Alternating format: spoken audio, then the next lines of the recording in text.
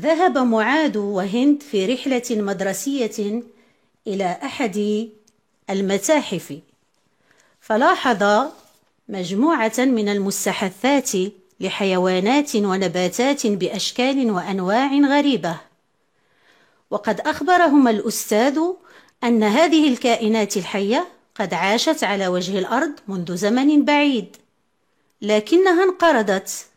تعجبت هند: كائنات بحرية في مناطق صحراوية تبعد عن البحر ب600 كيلومتر؟ أعيد قراءة النص، ركزوا، انتبهوا. ذهب معاذ وهند في رحلة مدرسية إلى أحد المتاحف، فلاحظ مجموعة من المستحثات لحيوانات ونباتات بأشكال وأنواع غريبة، وقد أخبرهما الأستاذ أن هذه الكائنات الحية قد عاشت على وجه الأرض منذ زمن بعيد، لكنها انقرضت. تعجبت هند: كائنات بحرية في مناطق صحراوية تبعد عن البحر ب600 كيلومتر؟ جيد، لابد من طرح بعض الأسئلة تساعدنا في فهم النص.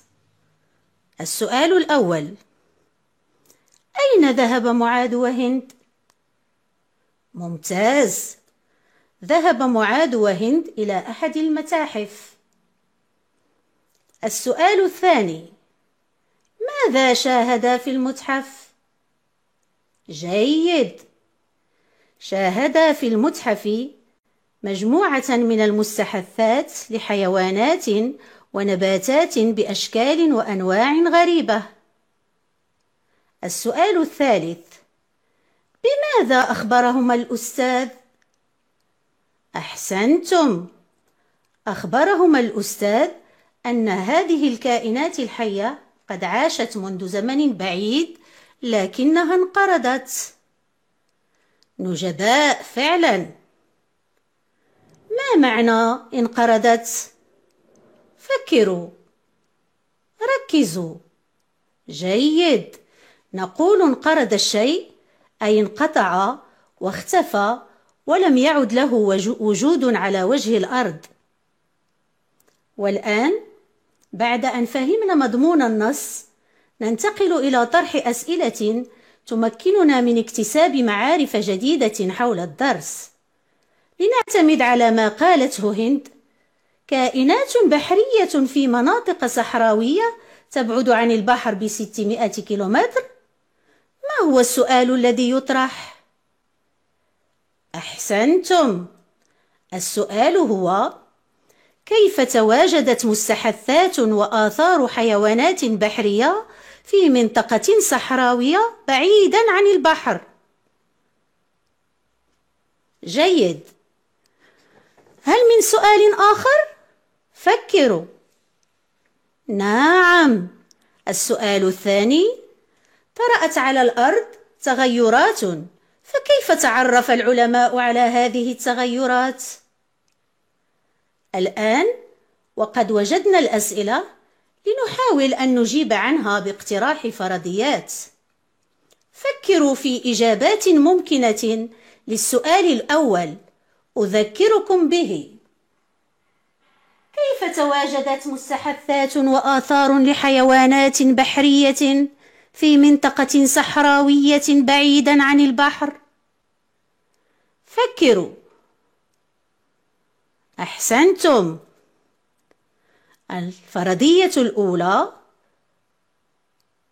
المنطقة الصحراوية كانت في القديم منطقة بحرية. فعلا نجباء.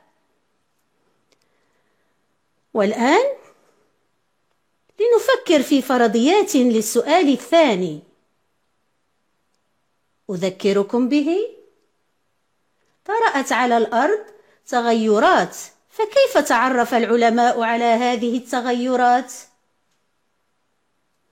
جيد، تعرف العلماء على هذه التغيرات بدراسة سطح الأرض، وبملاحظة بقايا الحيوانات التي عاشت قديما.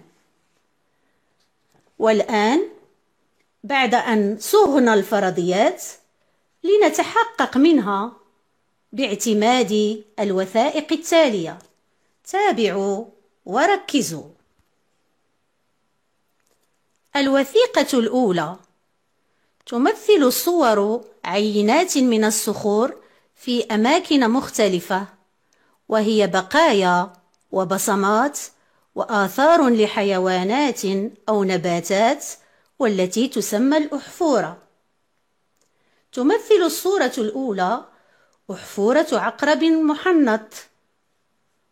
تمثل الصورة الثانية بصمة لنبات السرخس. أما الصورة الثالثة فهي عظام ديناصور وجدت بالمغرب. ما معنى الأحفورة؟ الأحفورة هي بقية من كائن حي عاش قديما ثم انقرض بفعل تغيرات مناخية كالبراكين وارتطام النيازك بالأرض، وقد عثر عليها في الصخور، ويستدل من خلالها على بعض الحقائق الخاصة ببيئة ذلك الكائن.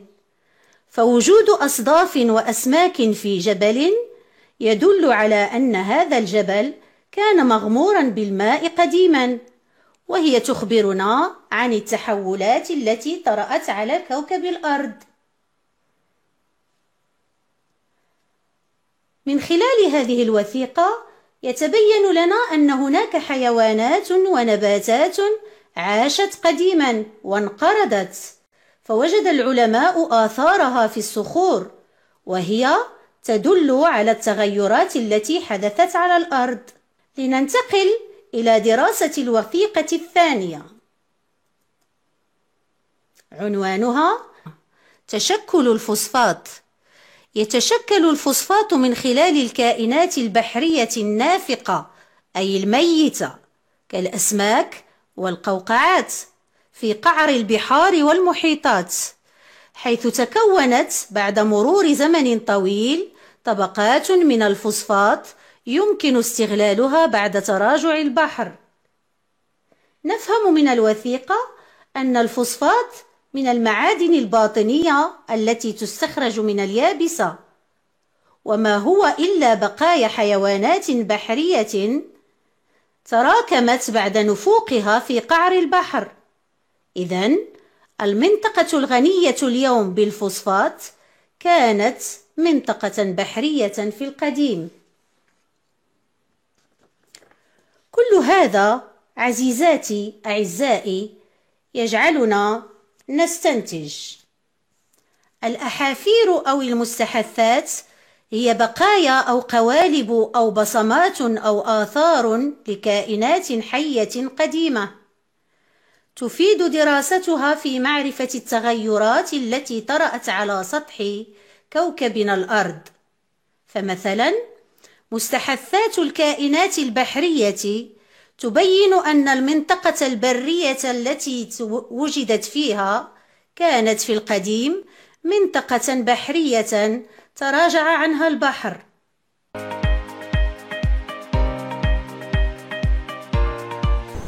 هناك مجموعة من التمارين التي سوف نعالج فيها ما كنا قد رأيناه سابقا من الظواهر. انتبهوا معي. أقرأ النص وأضبطه بالشكل التالي. نعم، كانت حقوق الطفل مهضومة في كثير من الدول، لأن الأطفال فيها محرومون من التعليم ومن الرعاية الصحية، بل إن الأطفال يقومون بأعمال شاقة في مصانع تلك الدول بدل الذهاب إلى المدارس. ولكن الأمور تغيرت الآن، فصار عدد الأطفال المحرومين أقل مما كان. نعم، سوف نقوم الآن بضبط النص. حقوق الطفل مهضومة في كثير من الدول، لأن الأطفال فيها محرومون من التعليم ومن الرعاية ماذا؟ الصحية، بل إن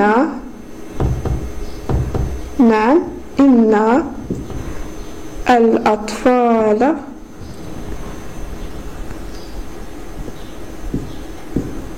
يقومون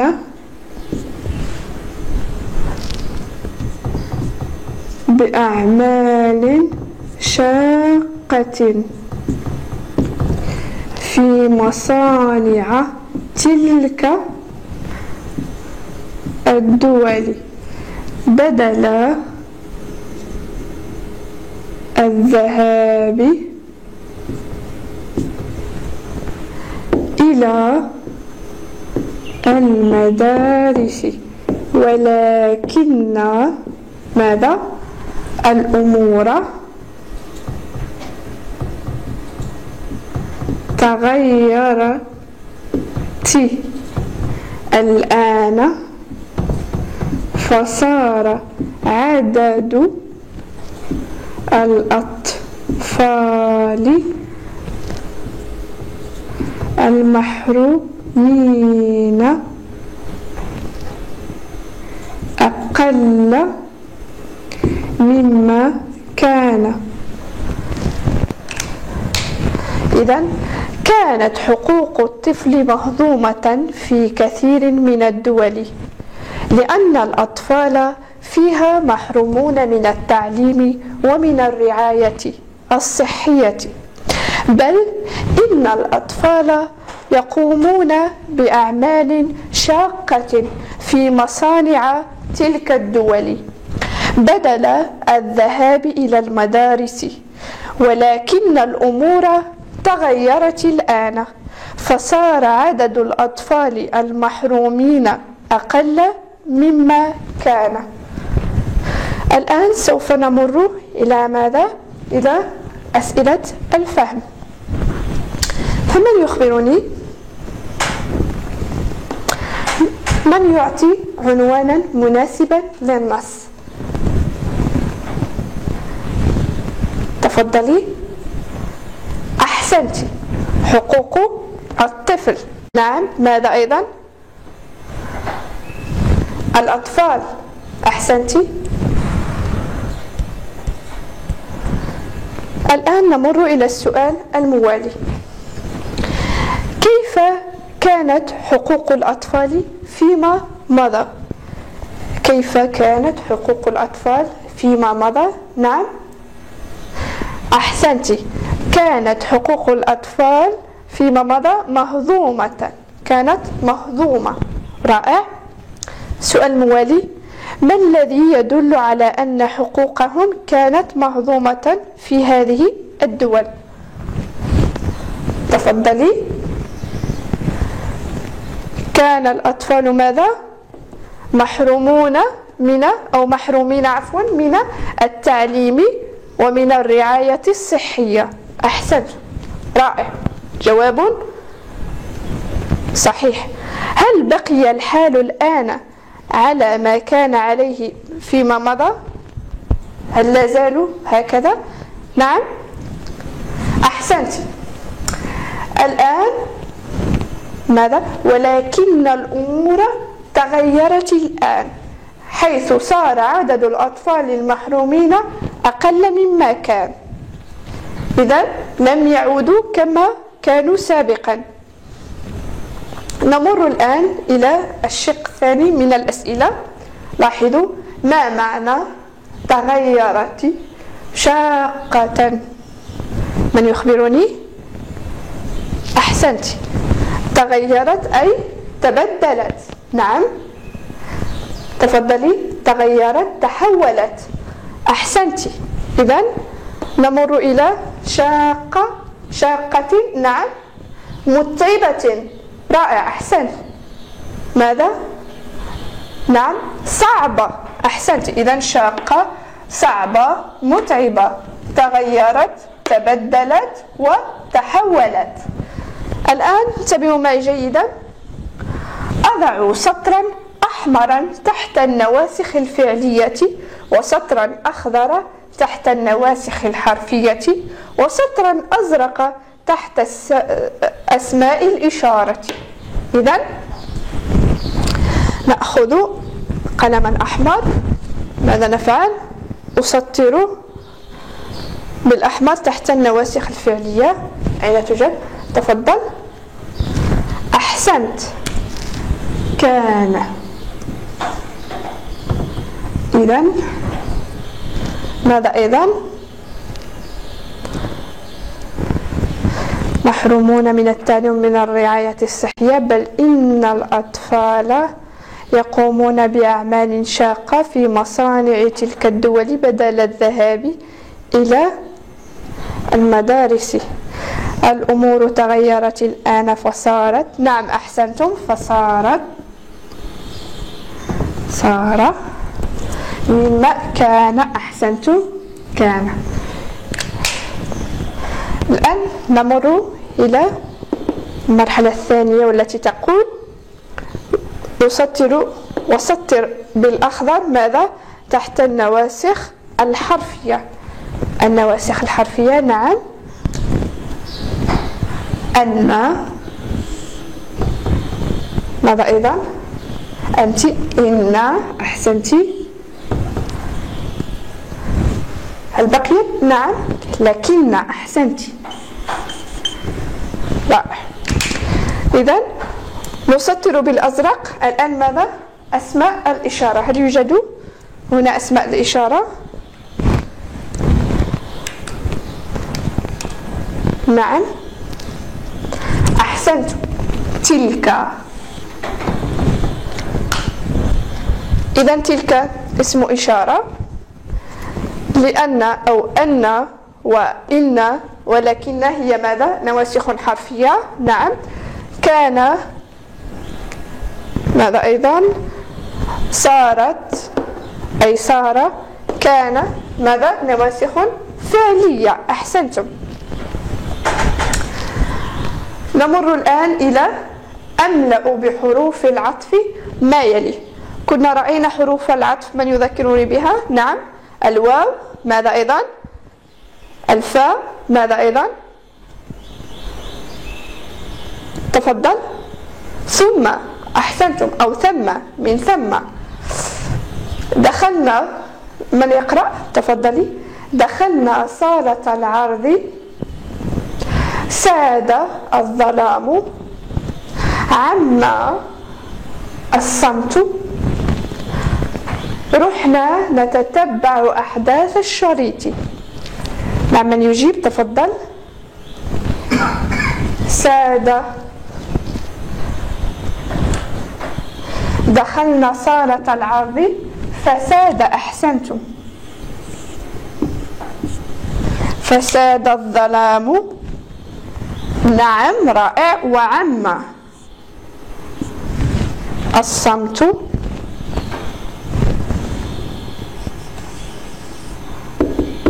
ثم رحنا نتتبع أحداث الشريط. إذن دخلنا صالة العرض فساد الظلام وعم الصمت ثم رحنا نتتبع أحداث الشريط. أحسنتم أعزائي التلاميذ على حسن الاستماع والانتباه. إلى اللقاء. موعدنا في الأسبوع القادم.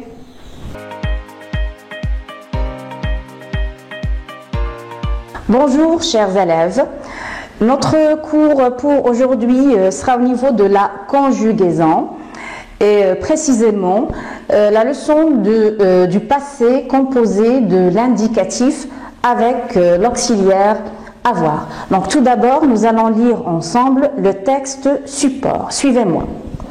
J'ai vu mon papa et ma maman. J'ai sauté dans les bras de ma maman et puis dans ceux de mon papa. Ils ont dit que j'ai grandi.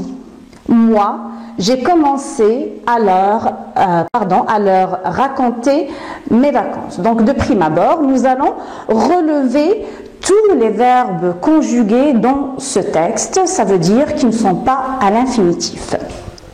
Donc nous avons tout d'abord le verbe, nous avons ici j'ai vu, j'ai sauté, ils ont dit, j'ai grandi, j'ai commencé. Donc, méfiez-vous ici qu'il y a le verbe raconter, qu'il est à l'infinitif. Deuxièmement, nous allons dire de combien de parties ces verbes conjugués sont-ils constitués. Donc, regardez avec moi, nous avons j'ai vu, il y a et, j'ai, donc et, plus vu. J'ai sauté, de même, et, plus sauté. Ils ont dit, nous avons en, plus dit.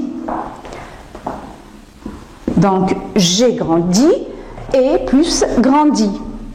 Et finalement, j'ai commencé et plus commencé. Deuxièmement, nous allons transformer ces phrases à l'infinitif. Nous allons commencer par j'ai vu. Donc, et, vu. Et nous allons aussi donner son groupe d'appartenance. Ça veut dire, est-ce qu'il appartient au premier groupe, au deuxième groupe ou au troisième groupe? Je vais faire un petit rappel au moment où j'écris.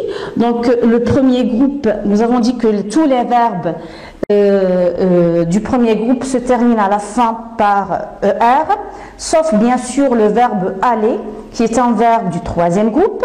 Concernant les verbes du deuxième groupe, ils se terminent tous par IR et qui prennent deux S avec le pronom personnel nous et vous et il. Par exemple, finir, nous finissons, vous finissez, ils finissent. Donc, pour les distinguer des verbes qui se terminent par IR et qui appartiennent au troisième groupe, par exemple devenir, sortir, qui sont des verbes du troisième groupe, donc on dit nous devenons et non pas nous devenissons, vous devenez, ils deviennent. Donc, les verbes du troisième groupe, ce sont des verbes irréguliers. Je les appelle les verbes des criminels parce qu'ils ne suivent pas une règle précise de conjugaison. Donc, on revient à notre cours. Donc, et vu, c'est le verbe voir. Le verbe voir, c'est un verbe du troisième groupe. Nous avons et sauter. Donc, c'est le verbe sauter qui se termine par ER. Donc, nécessairement, c'est un verbe du premier groupe. Le troisième, c'est on dit. C'est le verbe dire. C'est un verbe du troisième groupe. Et puis, nous avons et grandi.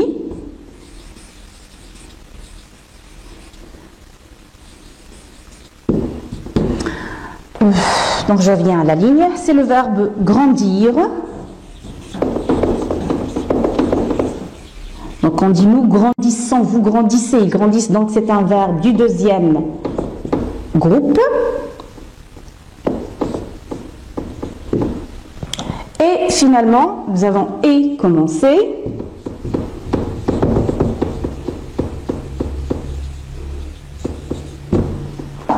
C'est le verbe commencer du premier groupe, il se termine par ER à la fin.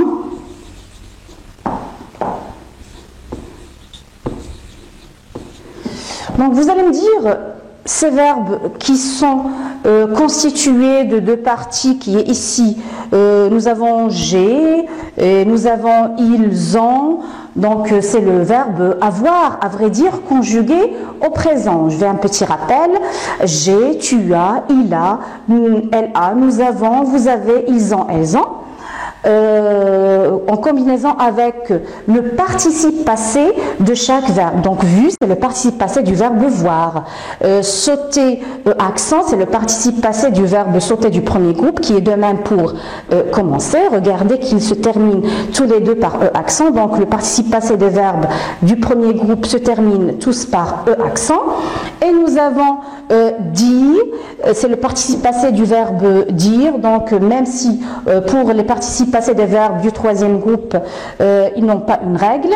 Et grandir, c'est le participe passé du verbe du deuxième groupe grandir, qui, en règle, ils se terminent tous par i. Donc ce temps qui est combiné de deux parties, le présent du verbe avoir plus le participe passé d'un verbe, c'est le passé composé de l'indicatif avec l'auxiliaire avoir. Donc le passé composé, c'est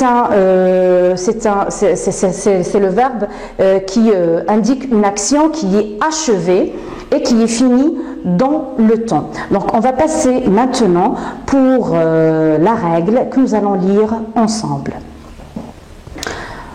Donc mes élèves, nous passons maintenant à la règle concernant toujours le passé composé de l'indicatif avec l'auxiliaire avoir.